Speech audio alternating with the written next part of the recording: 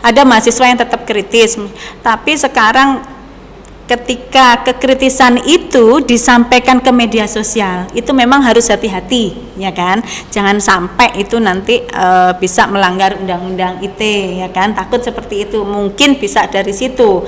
Tapi ketika kita langsung bertatap muka, nggak masalah kekritisan mahasiswa. Tetap kalau saya sih apapun yang disampaikan mahasiswa, selama itu masih dalam koridor kesopanan, dalam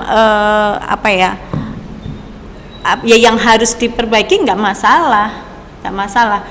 Saya suka dengan mahasiswa-mahasiswa yang kritis seperti itu.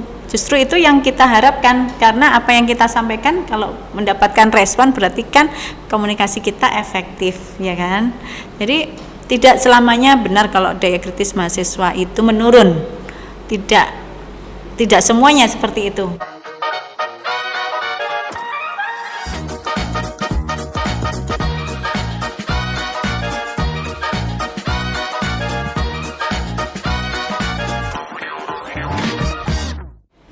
Assalamualaikum warahmatullahi wabarakatuh. Apa kabar Sobat Ilkom? Gimana nih puasanya? Semoga lancar selalu ya. Kenalin nih, aku Adilatul Latifah, biasa dipanggil Adil. Hari ini aku akan memperkenalkan program baru dari Ilmu Komunikasi, yaitu Ilkom Bicara. Di episode pertama ini aku bakalan ditemenin sama dosen yang luar biasa banget, cantik dan juga energi. Beliau adalah Ibu Setia Irawati Ningrum. Halo Bu, selamat datang Bu Ira. Selamat datang. Apa kabar Bu? Alhamdulillah baik. Gimana Bu puasanya Bu? Alhamdulillah lancar, dan ngajarnya juga lancar. Meskipun puasa tetap mengajarnya nggak berubah. Alhamdulillah. Kesibukannya apa nih Bu di bulan puasa ini? Wah, bulan puasa ini sepertinya malah lebih sibuk daripada bulan-bulan yang lainnya ya, karena selain di Uniro saya kan juga aktif di luar, di komite, di IKSMI, banyak komunitas yang saya ikuti. Jadi ada banyak program kan ketika puasa, bagi-bagi takjil, bagi-bagi sembako, sehingga itu malah membuat sibuk ya. Sepertinya nggak hanya ngajar, tetapi juga kegiatan-kegiatan lain di luar juga banyak. Berarti aktivitas di bulan puasa ini malah lebih padat. Ya. Tapi semoga sehat selalu ya Bu, bisa. Ya, amin. Nah, kali ini nih Bu, kita akan ngobrolin tentang mahasiswa ya Bu. Gimana nih? Ceritain gimana sih Bu Ira dulu waktu jadi mahasiswa dan bisa jadi sampai sekarang ini Bu. Bisa diceritain perjalanan Bu Ira dari mulai awal masuk kampus sampai sekarang ini. Oke. Ceritanya panjang ya? Iya, boleh. Oke. Tahu nggak saya masuk jadi mahasiswa tahun berapa? Wah, kira-kira masih sebelum tahun 2000 loh ya tentunya. Tahun 1996 saya jadi mahasiswa S1. Nah, sebetulnya saya di UNS itu adalah pilihan yang tidak saya bukan tujuan utama saya. Jadi pilihan yang saya tuh di ilmu komunikasi itu kesasar sebetulnya. Ya kan? Jadi yang pilihan saya yang pertama adalah agrobisnis, pilihan kedua komunikasi, ketiga agrobisnis. Yang pertama di UGM, kedua UNS, tiga ke Unibrow. Tapi yang lolos malah di UNS yang ilmu komunikasi yang bukan tujuan utama saya. Jadi sebetulnya saya kecemplung nih di ilmu komunikasi, tapi lama-lama asik juga. Nah, waktu itu saya ini bisa dianggap sebagai mahasiswa reformasi. Wah, kenapa? Karena waktu itu juga masa-masa reformasi. Jadi masa-masa tahun 97-98 itu masa-masa reformasi, masa-masa demo, ya kan? Waktu itu mahasiswa luar biasa, kekuatan mahasiswa kan? Karena kekuatan mahasiswa itulah saya rasa reformasi itu juga terjadi. Nah, lulus waktu itu kan masih 5 tahun, belum kayak sekarang kan. Jadi 2001 baru lulus. Ya, kuliah di UNS waktu itu saya dari Tuban, banyak yang belum mengenal Tuban ternyata. Karena medianya juga masih terbatas kan, waktu itu tahun 90-an kan media masih terbatas, sehingga nggak banyak yang tahu Tuban. Nah, saya jadi kayak orang desa yang masuk kota gitu ketika di Solo, gitulah kira-kira. Cukup panjang ya Bu kalau Iya, ceritanya. jadi saya juga ikut demo juga waktu itu. Jadi mahasiswa FISIP soalnya ya. Iya, Jadi iya. mau nggak mau harus ikut demo waktu itu. Dari tahun 96 itu belum lahir Bu saya Bu. Ibu udah jadi mahasiswa tapi saya Iya. belum lahir.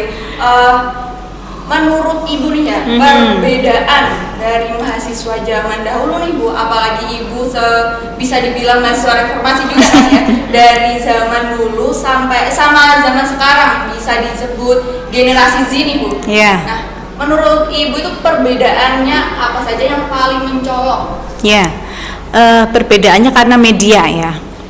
Media ini mempengaruhi perilaku juga, ya kan? Mempengaruhi perilaku mahasiswa. Kalau dulu kita belajar itu pakai buku, ya kan? Mau nggak mau pakai buku.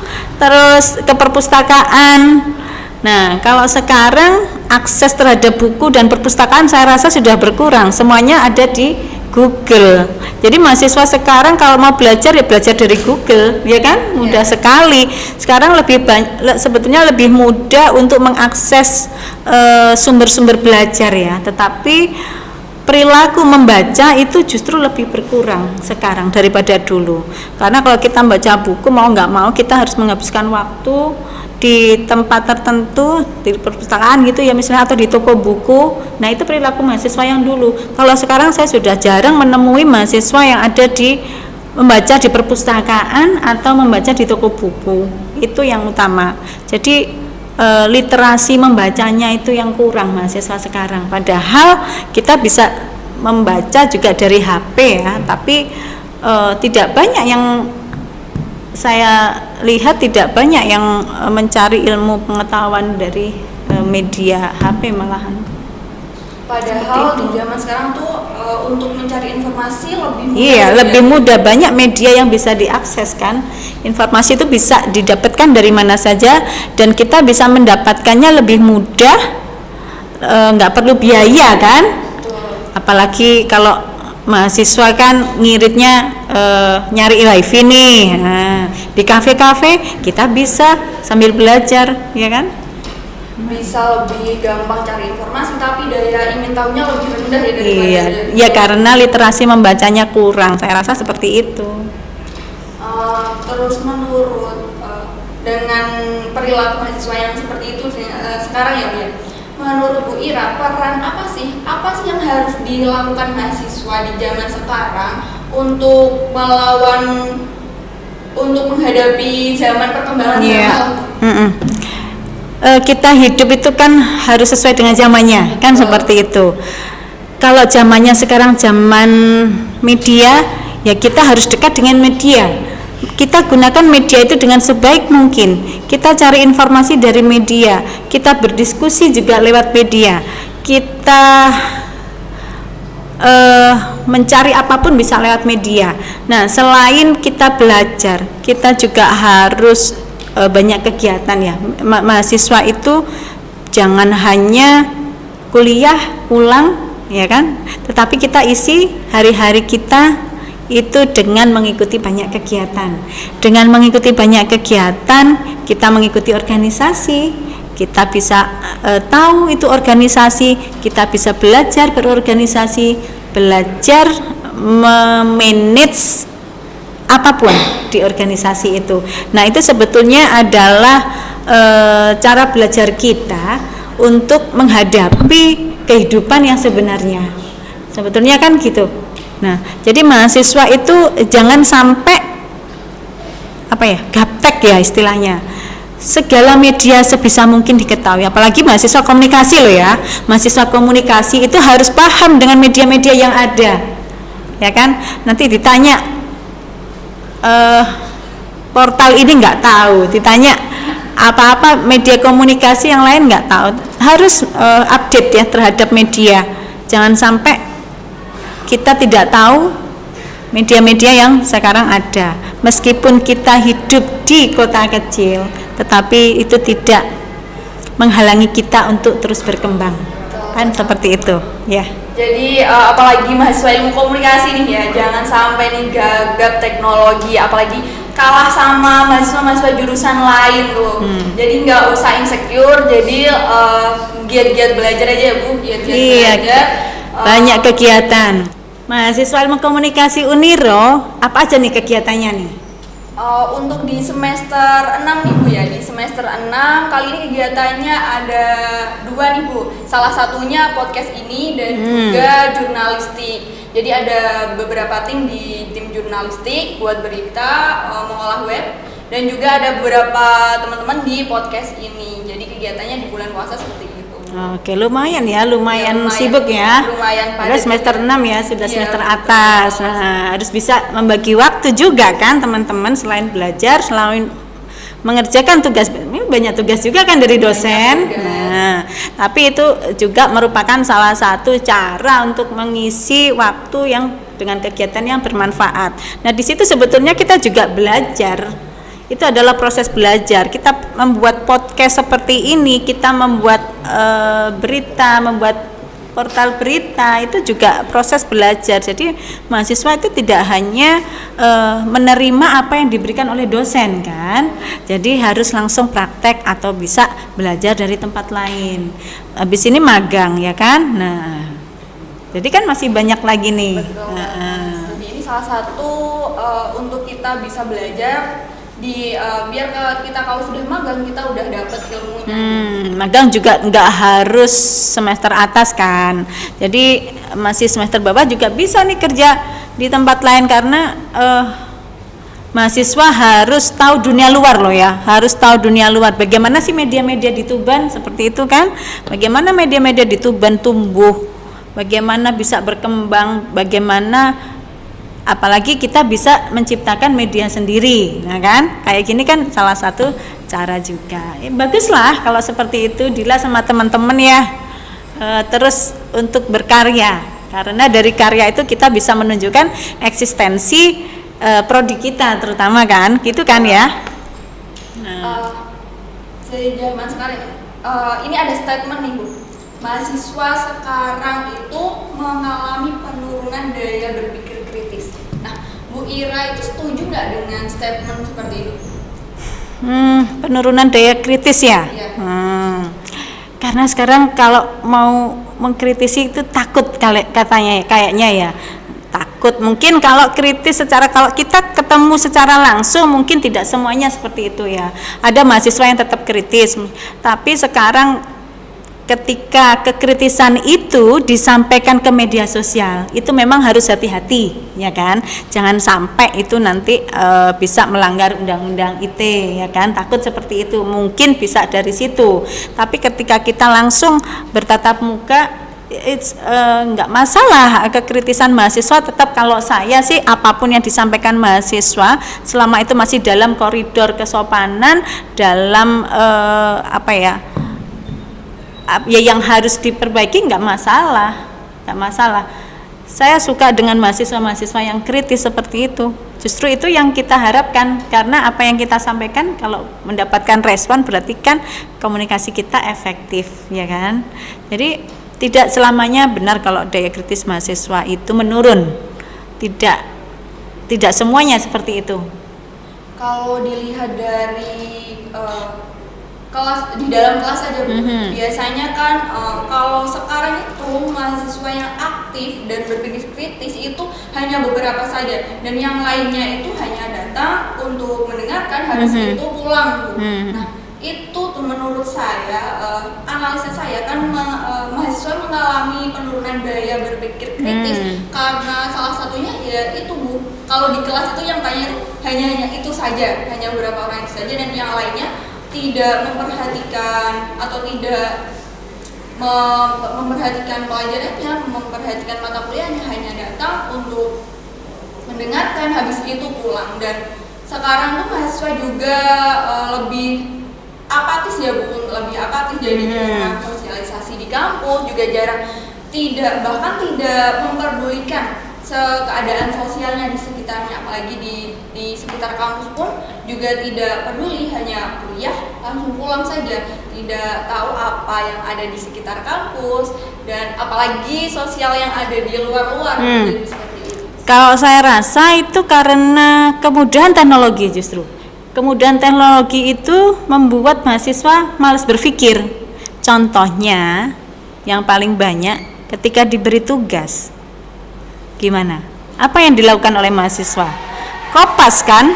Nah, itu yang membuat mahasiswa tidak mau untuk berpikir. Kalau zaman dulu nggak ada kopas, harus baca buku. Itu yang bisa menyebabkan kita berpikir kritis. Nah, dengan kemudahan teknologi justru malah membuat anak-anak malas untuk berpikir. Cuma kopas saja nggak kreatif. Kalau kopas yang kreatif ya. Jadi paling tidak itu kan kita juga ikut berpikir gitu loh. Kopas dari berbagai sumber, misalnya kopas dari jurnal itu oke, tetapi harus kita kreasikan dengan pemikiran kita sendiri dong. Tidak semuanya kita kopas dari internet. Nah, itu yang mungkin membuat mahasiswa malas untuk berpikir. Mudah untuk mengerjakan tugas-tugas. Apa sih yang tidak ada dari Google? Kan gitu toh? Apa yang tidak ada semua tugas-tugas dosen bisa dicari semua kok di Google. Nah, makanya itu yang membuat mahasiswa malas untuk berpikir. Itu yang membedakan mahasiswa sekarang dan yang dulu. Dulu nggak bisa, mau nyentuh siapa, mau nggak mau harus nulis, mau nggak mau harus ngetik. Masih pakai mesin ketik, masih pakai komputer yang pakai disket kan waktu itu saya. Jadi tetap harus berpikir kalau dulu, mau nggak mau. Itu. Untuk menyikapi hal itu, bagaimana caranya biar mahasiswa itu bisa mempunyai daya berpikir kritis lagi, biar mau belajar lagi, biar rasa keingintahuannya itu tinggi lagi, itu gimana? Nah, adakan forum diskusi. Sering-seringlah berdiskusi untuk banyak hal agar kita tidak ketinggalan informasi di luar. Sekarang mahasiswa komunikasi itu termasuk mahasiswa ilmu sosial ya kan. Jangan sampai dong masalah-masalah sosial, masalah-masalah politik lepas dari kita. Paling nggak harus tahu dong mahasiswa, ya kan? Makanya itu nggak apa-apa buat kajian-kajian atau forum-forum diskusi mahasiswa politik sama mahasiswa komunikasi misalnya, atau forum-forum lainnya lah, diskusi lainnya di ruang publik bisa.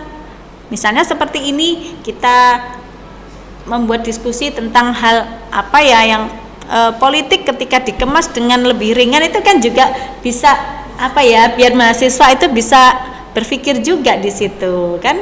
Banyak kan cara sebetulnya untuk menimbulkan daya kritis mahasiswa.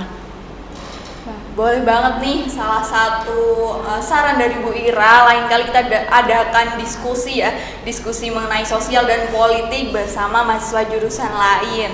Ada statement yang mengatakan bahwa mahasiswa ilmu komunikasi itu harus beda dengan mahasiswa lain.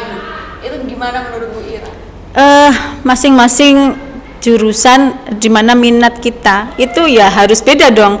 Mahasiswa kedokteran juga harus beda dengan mahasiswa yang lain ya kan gitu. Mahasiswa komunikasi juga harus beda dengan mahasiswa yang lain kan, seperti itu.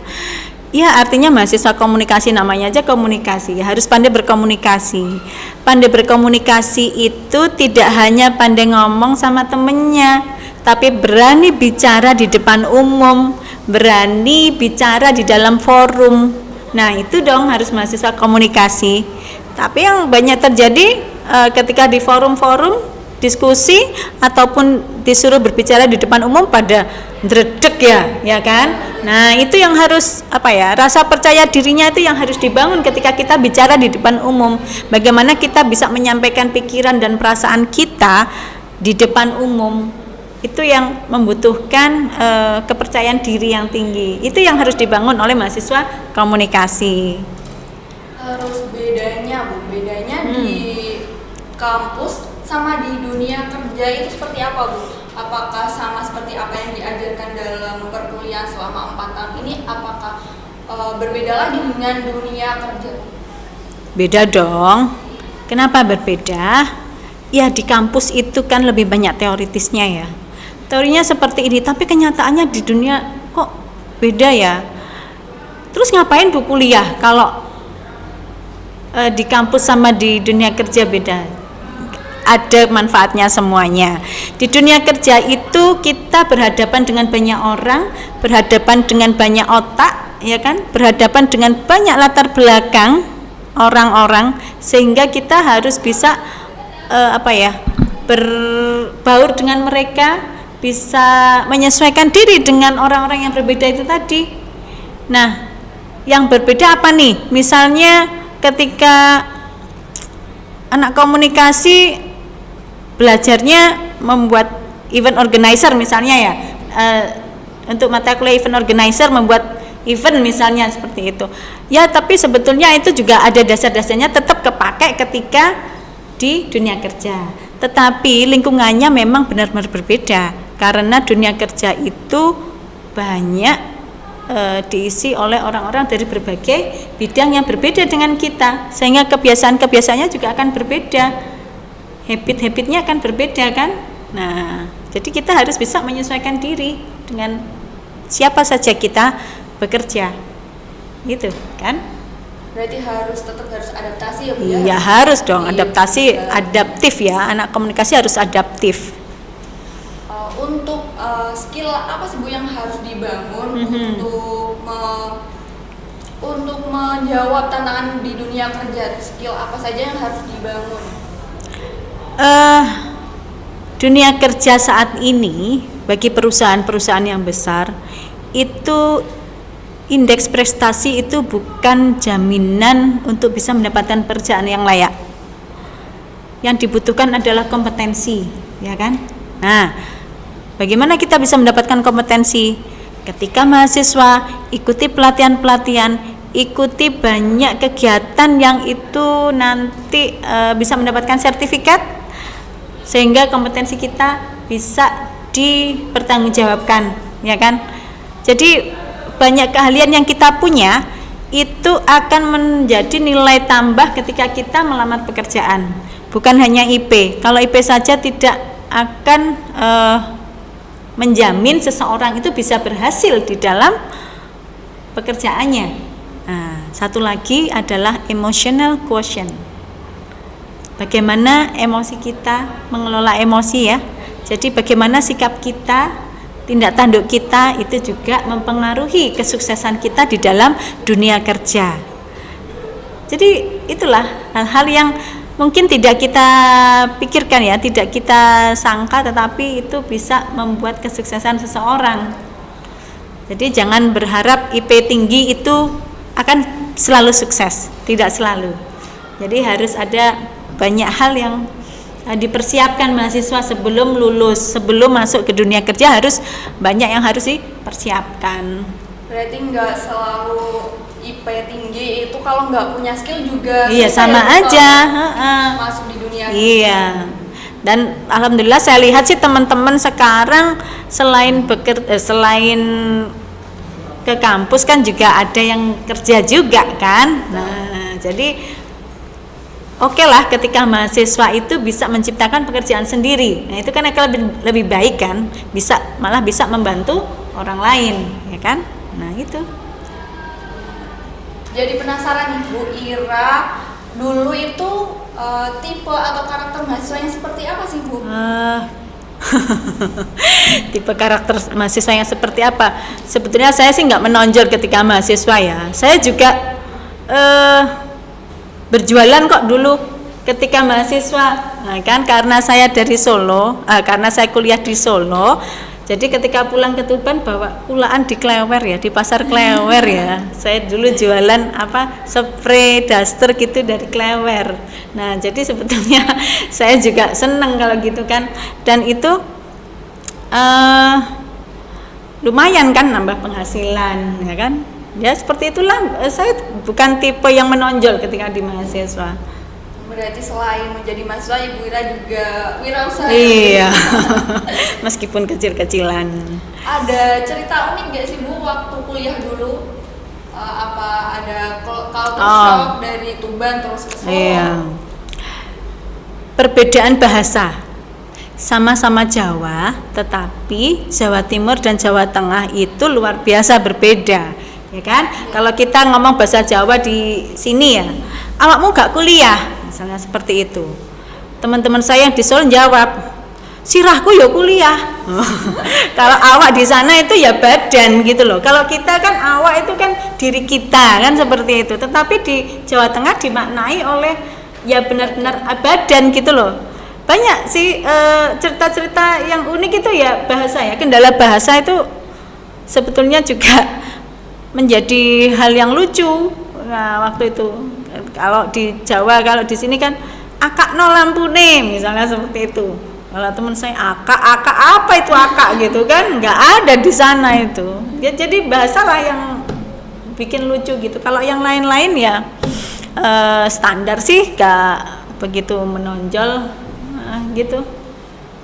Lika-liku saat menjadi mahasiswa, apalagi Bu Ira perantau kan dari juga sejauh-jauh ke Solo dan atau lika-liku saat menjalani mahasiswa, apalagi masa reformasi juga saat itu apa saja bisa diceritakan? Ketika reformasi itu adalah masa-masa sulit atau masa-masa yang mengkhawatirkan bagi orang tua yang anaknya kuliah di Solo ya. Waktu itu Solo dan Jakarta itu dua kota yang membara. Di Solo itu terjadi pembakaran mal dan toko-toko, sehingga waktu itu saya atau warga Solo nggak bisa keluar dan nggak bisa masuk kota Solo. Jadi terkunci di dalam kota. Nah, itu yang membuat orang tua saya menangis waktu reformasi. Tapi cuman beberapa hari saja sih, karena takut ketika nggak bisa makan kan gitu ya, karena semua akses itu dibatasi ketika di Solo tahun 97 kalau nggak 98. Nah, terus kalau pulang atau perjalanan di Solo itu gonta-ganti bis. Saya harus naik bis ke Bojonegoro. Yang tahu sendirilah bis Bojonegoro, Tuban Bojonegoro seperti apa. Bisnya yang kecil gitu. Setelah itu Bojonegoro Ngawi itu juga bis kecil lagi. Nah, waktu itu jalannya juga sangat buruk, dan yang naik di bis jurusan Bojonegoro Ngawi adalah orang-orang dari pasar ya, yang membawa bojok dan lain sebagainya. Jadi saya berkumpul sama orang-orang itu ketika perjalanan ya, baru ketika Ngawi Solo baru dapat bis besar. Jadi harus pindah bis 3 kali saya waktu di kuliah di UNS. Bahkan sampai S2 pun saya juga seperti itu kan. Makanya saya berpikir jangan sampai anak-anak saya mengalami hal yang sama ya, kesulitan transportasi ketika harus mengejar ilmu gitu loh. Tapi alhamdulillah lah sekarang jalannya sudah bagus. Jadi kalau mau ke Solo ya, tapi ya tetap aja kalau naik kendaraan umum harus gonta-ganti seperti itu kan. Oke, baik. Pesannya Bu Ira nih untuk mahasiswa, khususnya mahasiswa ilmu komunikasi sendiri nih Bu, di zaman sekarang ini, apa aja nih pesannya Bu Ira? Pesan saya nggak banyak-banyak, ntar kalau saya pesan banyak nggak dikasih ya. Isilah hari-harimu dengan kegiatan yang bermanfaat, berkaryalah sebaik mungkin agar namamu dikenang. Cukup itu. Oke, terima kasih banyak ya Bu Ira udah sama-sama hadir dalam podcast episode pertama kali ini. Semoga dilancarkan puasanya. Amin. Dan tetap sehat selalu. Amin. Semoga anak-anak Ilkom lebih maju ya, dengan podcast ini menunjukkan bahwa kita ada. Oke. Oke Sobat Ilkom, demikianlah perbincangan kita di episode pertama. Sampai jumpa lagi di episode selanjutnya. Terima kasih. Assalamualaikum warahmatullahi wabarakatuh.